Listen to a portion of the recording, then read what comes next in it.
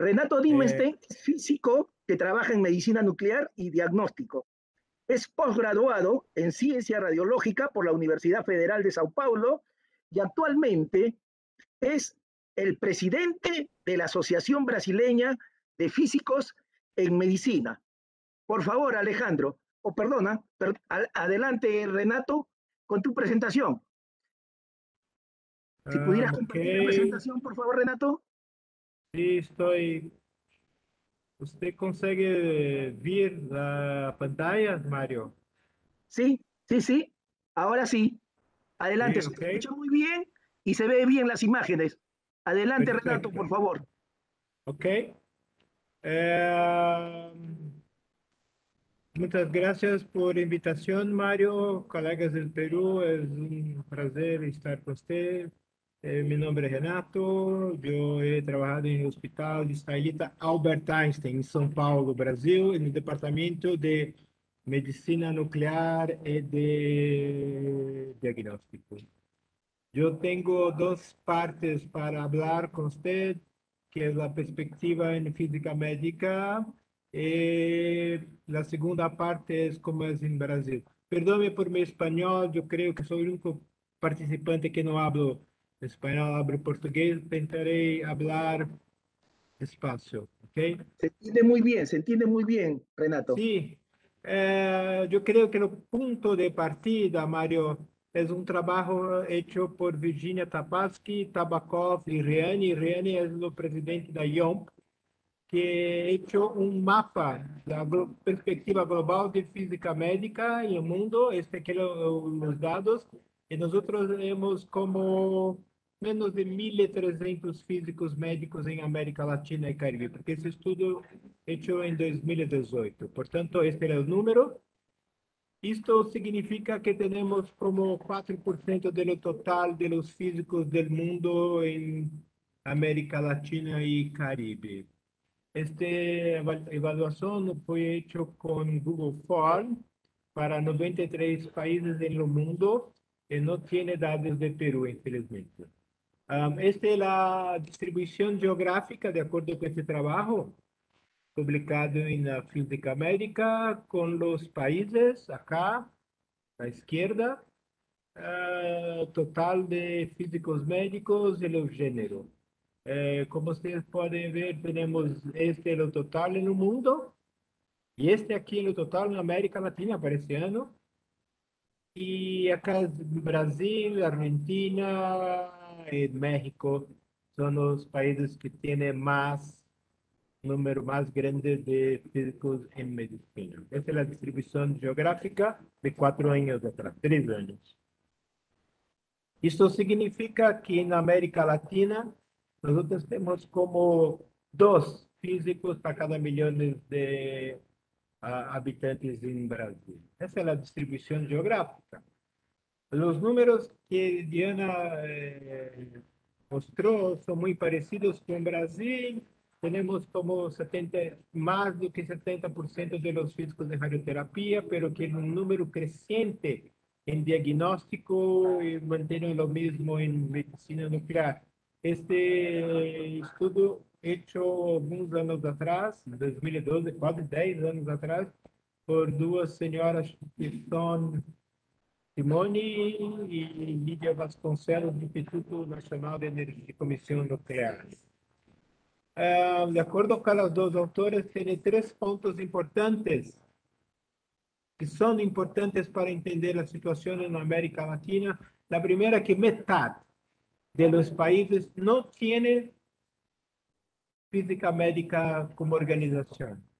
El segundo punto es que una parte muy chica, muy pequeña, solamente 17% tiene un proceso establecido formal de certificación y, lamentablemente, solamente 11% tiene regulamentación profesional. Ese es un panorama general.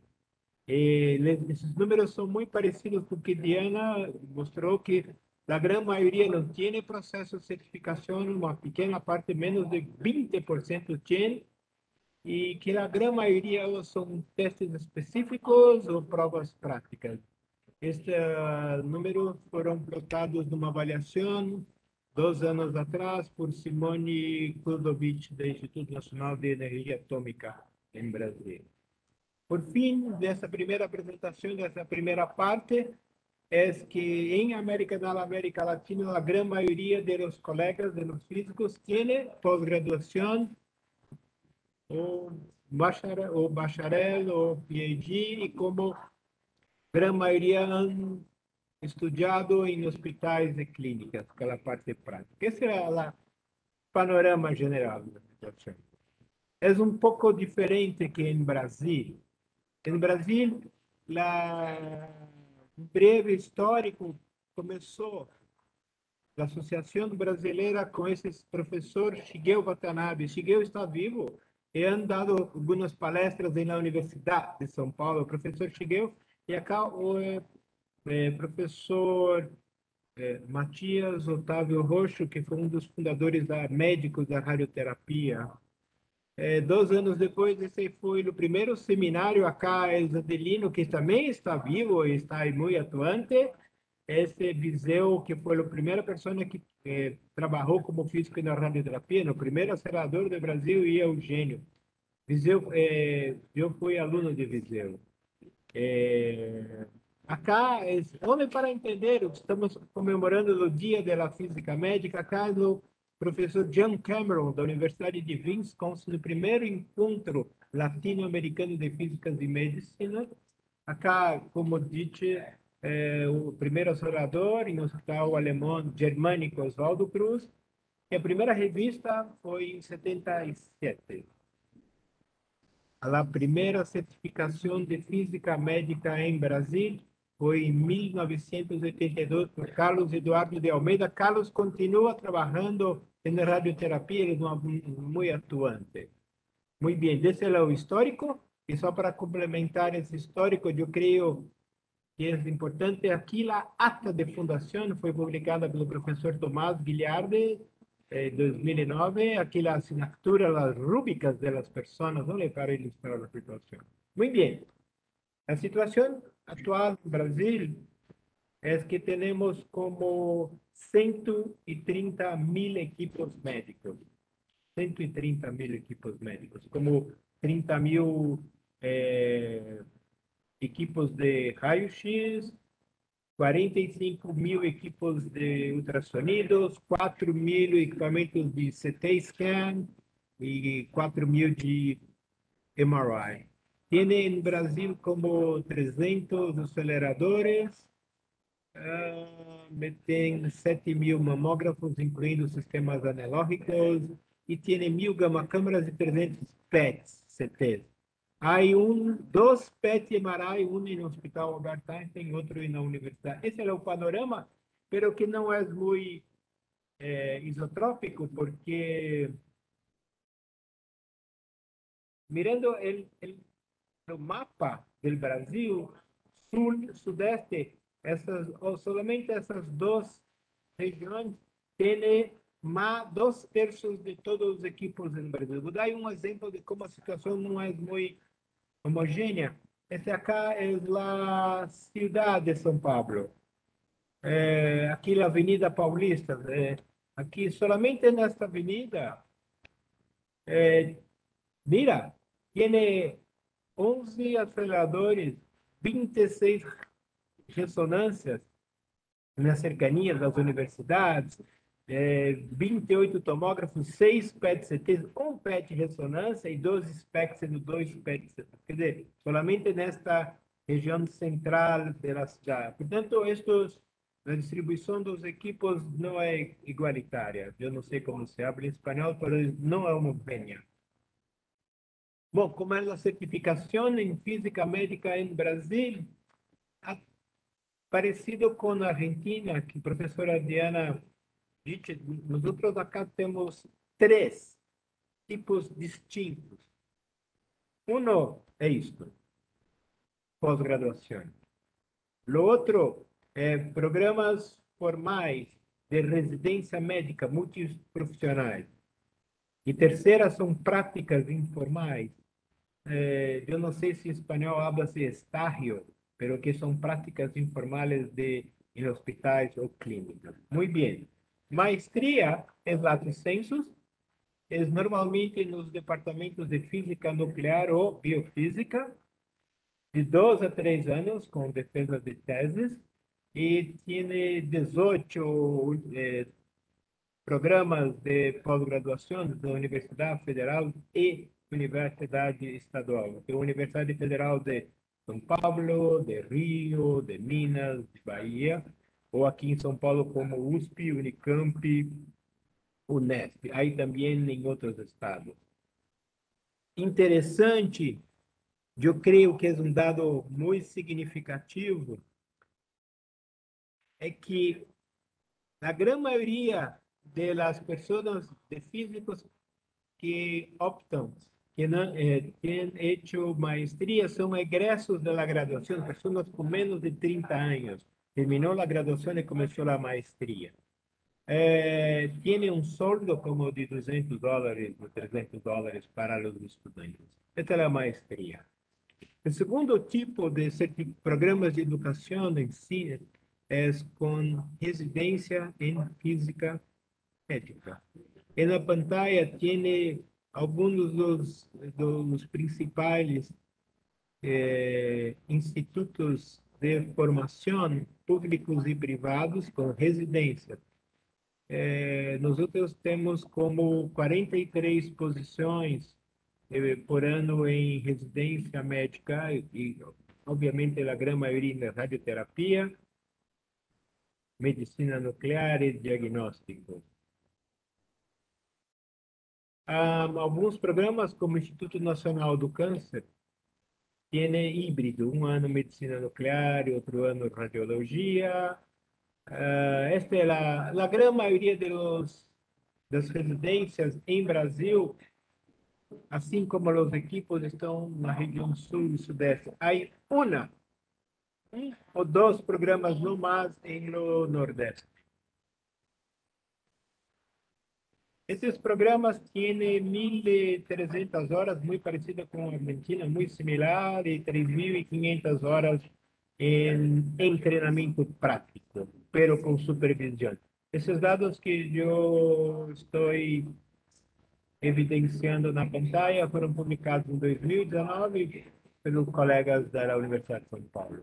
Então, a primeira é maestria, a segunda residência, a terceira é uma prática informal. Perdoa pelo ruído, acá estou em trânsito no hospital, pero que a prática informal é em hospitais ou clínicas, muito corta parte do tempo é supervisionado, gran partes prácticas, pero que no tiene charlas formales, un desarrollo prácticamente individual y las competencias no son compatibles con los conocimientos, por tanto es una formación. Por tanto, las tres vías de formación son maestría, residencia y prácticas informales, pero que após este período de treinamento é possível fazer o processo de certificação por a Associação Brasileira de Física Médica. Tem um coordenador de prova, um coordenador geral de prova de título de especialista. Tem 3 físicos, um para cada área, pero que eles não han hecho as provas. Eles invitam para outros especialistas, eles solicitam para que eles façam a seleção das questões, os colegas invitam as questões com diferentes grados de dificuldade, e daí, parte 1 é isto. Tem que ter 70% de aprovação em física, radiológica e proteção. Parte 2 é diferente para radioterapia, medicina nuclear ou diagnóstico. E caso a pessoa tenha uma média ponderada entre 60% e 70%, pode ser a avaliação oral numa banca indicada por essas pessoas. Então, tem físicos coordenadores, físicos que fazem as provas, e tem pessoas que estão na banca. Todos tiene sordos, no, y todos tienen que declarar que não tenha conflito de interesses, porque alguns podem ser professores da universidade, têm residência, papapá, papapá, papapá. Sim, no resultado de 2008, tivemos esse quantitativo em radioterapia, diagnóstico e medicina nuclear, o gran quantitativo porque em 2020 não he hecho prova de certificação. Acá, interessante, a grande maioria, esmagadora maioria de los candidatos com residências foram aprovados. Pero que os candidatos com apenas com práticas informais não foram aprovados nem na primeira nem na segunda oportunidade. Isto é um forte indicador, um indício muito importante que o processo de certificação, quando tem residência formal, é o menor cenário para a física médica neste país. Feito um panorama da América Latina, falado um pouco sobre a história da BFM, sobre as possibilidades de certificação. Na pantalla nós temos a situação atual do certificado, desse processo de certificação, esse é o número. Começou em 1982 com Carlos Eduardo de Almeida, no Rio de Janeiro. A grande maioria está trabalhando em radioterapia, diagnóstico, medicina nuclear e proteção radiológica. Pero que o desequilíbrio é o mesmo que o número de equipamentos. A grande maioria dos físicos estão acá em São Paulo, Minas, Rio, Porto Alegre, na região sul do Brasil. Centro-oeste, onde está Brasília, quase não tem. Aqui, a grande região norte, Amazônia, Belém, e aqui o nordeste, somente em umas poucas capitais. Essa é a nossa realidade. Parecido com a Argentina, que a doutora Diana disse, a radioterapia tem que ter uma certificação do órgão regulatório, no caso da Comissão Nacional de Energia Nuclear. Acá é o mínimo de 300 horas de treinamento e pela BFM o mínimo é 3.000 horas de treinamento, é o mínimo. Então, supervisor de proteção radiológica é o título de especialista em radioterapia. Em medicina nuclear não é necessário título de especialista solamente de radioproteção. Em medicina nuclear, a autoridade regulatória disse que pode ser o médico, o biólogo, o bioquímico, outras posições graduadas podem fazer a prova, a evaluação para o título de proteção radiológica. Não é obrigatório físico. Em diagnóstico é diferente, não tem que ter a regulatória nuclear, solamente o título da BFM, pero que isto não vale para todos os estados, somente para algum estado da federação. O cenário em Brasília é muito interessante, muito interessante. Nós temos feito uma pesquisa sobre soldos em diferentes áreas, em diferentes condições, com tempos, babá. E, obviamente, as pessoas com radioterapia têm um soldo mais grande que o radiodiagnóstico, que é medicina nuclear menor. Lo interessante é que as pessoas com maestria, doutorado, pós-graduação, têm menos soldo que as pessoas que têm o título de especialidade de la práctica. Isso é muito interessante. Essa é a nossa realidade. Tentando encerrar, assim, para nós outros em Brasil, é extremamente importante a discussão sobre o ensino, sobre o treinamento em física. Portanto, temos painéis de discussão. Acá, um mês atrás, uma apresentação do professor Odair Gonçalves. Odair foi o presidente da Comissão Nacional, e José Ricardo, professor da Universidade Estadual de São Paulo, com moderação de Martim Poletti, sobre graduação. Depois, lunes, temos uma segunda discussão desse horário. Aqui está meu endereço eletrônico, bem como meu WhatsApp. As pessoas que querem assistir a discussão pela residência em física médica, nós iremos ter A professora Denise falando sobre residência em diagnóstico e Milena do Hospital do Amor de Barranco sobre radioterapia. Solamente para entender, acá em Brasil, nós estamos 2 horas em adelante, são 1 hora e 25 minutos. E no dia 6 de dezembro, temos às 6h30, desculpe, isso aqui em português, mas às 6h30 da noite, uma discussão sobre o status da pós-graduação e novamente as pessoas que têm, envíame um WhatsApp que nos incluímos nas discussões livres. Por finalizando, temos atividades não somente para residência, para os professores, temos uma Liga Nacional de Estudantes de Física Médica, é uma plataforma totalmente aberta e gratuita, e tem indicações da possibilidade de mercado, treinamento geral, novos desenvolvimentos, blá, blá, blá, blá, que auxilia os estudantes da graduação a escolher, a optar por uma das áreas da física médica. No slide anterior tinha minha invitação. Estou terminando acá a importância que tem uma associação de física para rever as regras de licenciamento, por exemplo, em medicina nuclear, de ampliar, subir a regulação sobre o número de horas. Em treinamento dos agentes sanitários no diagnóstico das demandas que tem acá em Brasil, é obrigatório ser qualidade de ressonância, ultrassonido, Doppler e o monitor, pantalla de diagnóstico, portanto, tem que ter interfaces.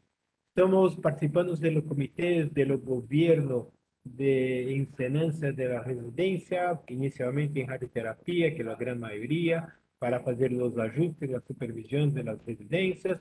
Estamos participando de panoramas de radioterapia pela Sociedade de Radioterapia, bem como do Instituto Nacional do Câncer. Portanto, essas interfaces regulatórias são muito importantes para transformar conhecimento em habilidades e principalmente no diagnóstico por imagem.